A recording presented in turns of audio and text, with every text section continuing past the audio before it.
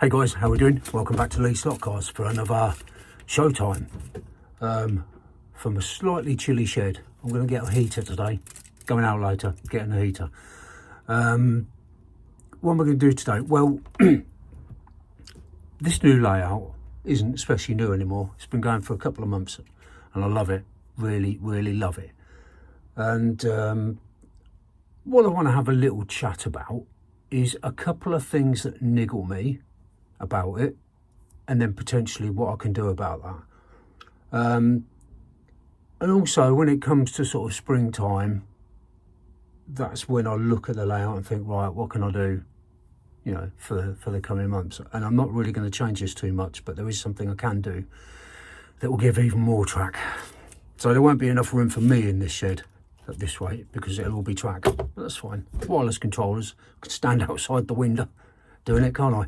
So right, let's have a look at the layout. So this is what we've got.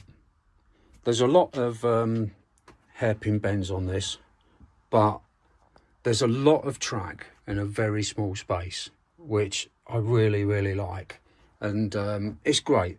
I love everything about this layout, and that's why I really don't want to change it too much, because I think I've hit the best layout I can get in the space that I've got. But a couple of things that niggle me just a bit are 1, 2, 3 hairpin bends, which is great because it makes it challenging and you have to ease off the throttle quite a bit in various different places, which is fine.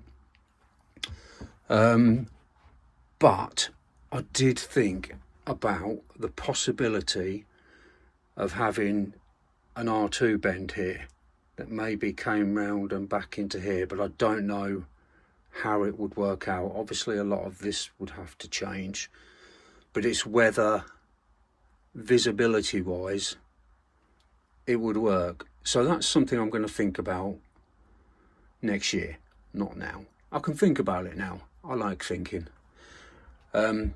But that's one thing I'd like to do. This hairpin bend will stay, but the only slight niggle here is that this barrier seems to be too close to the track, because the cars have to be literally following the rail, otherwise they clip this. So I think what I'll do going forward, let's move Andy's 3D printed sign billboard, which is brilliant, by the way. Shameless plug there.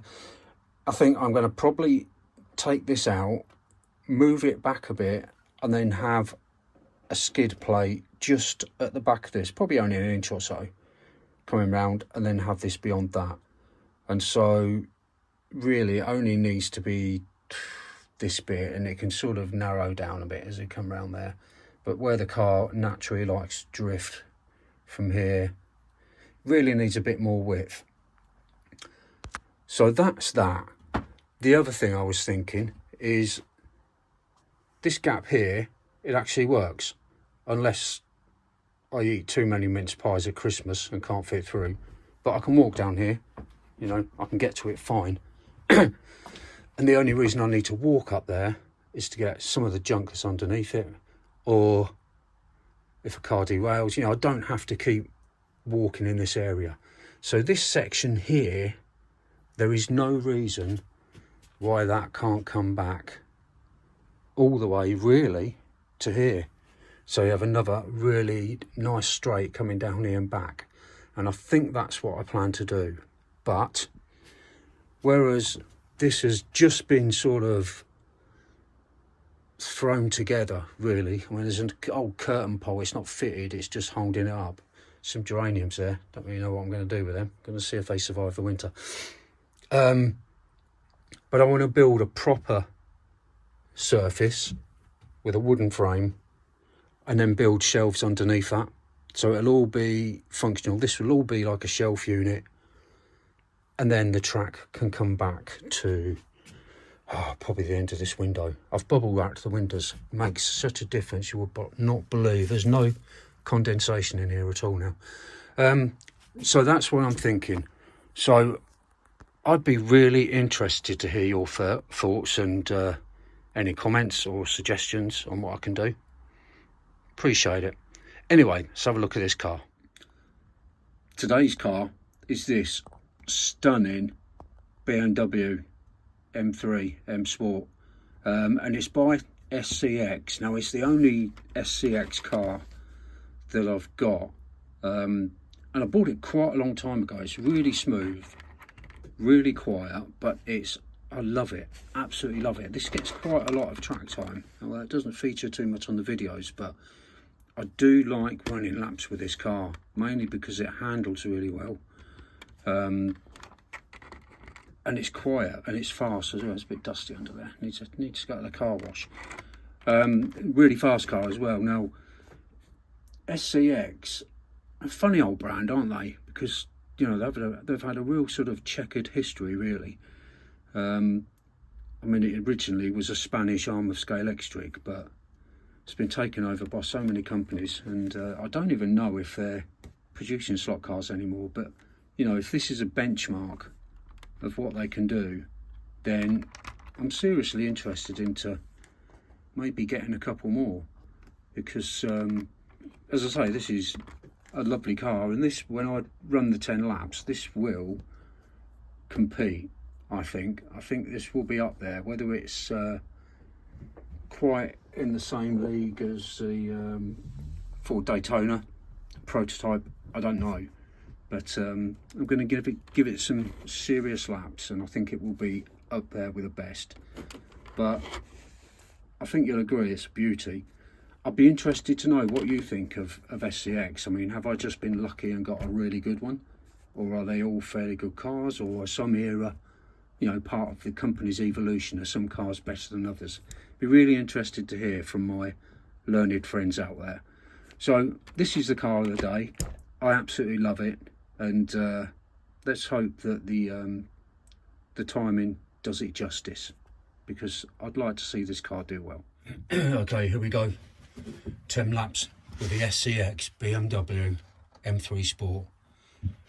As usual, I'll do a couple of laps to ease into it.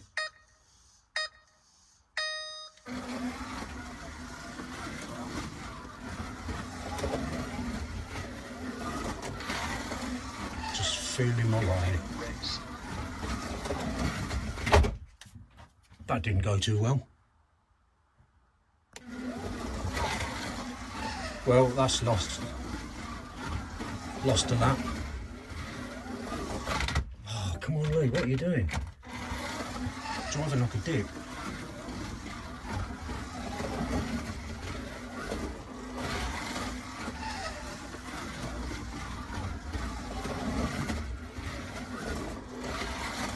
Right, I've got some making up to do now. Come on.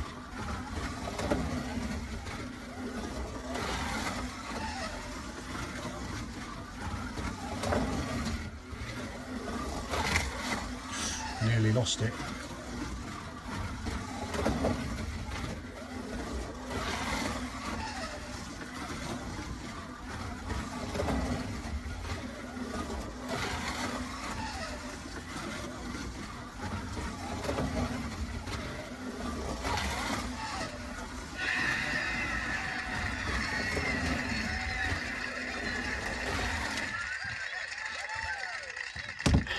Right, after that slightly disaster in a couple of laps, let's see how we got on. Well, there were a couple of dodgy laps there, but in the end it produced a very good time. So look at that, the last lap and the best lap, 6.28. So that's going to be good. Let's see where it shows up on the leaderboard. So, BMW M3 Sport came in at 6.28 seconds, and well, this hasn't surprised me. As we go up, the Mustang, Daytona, top spot for the M3.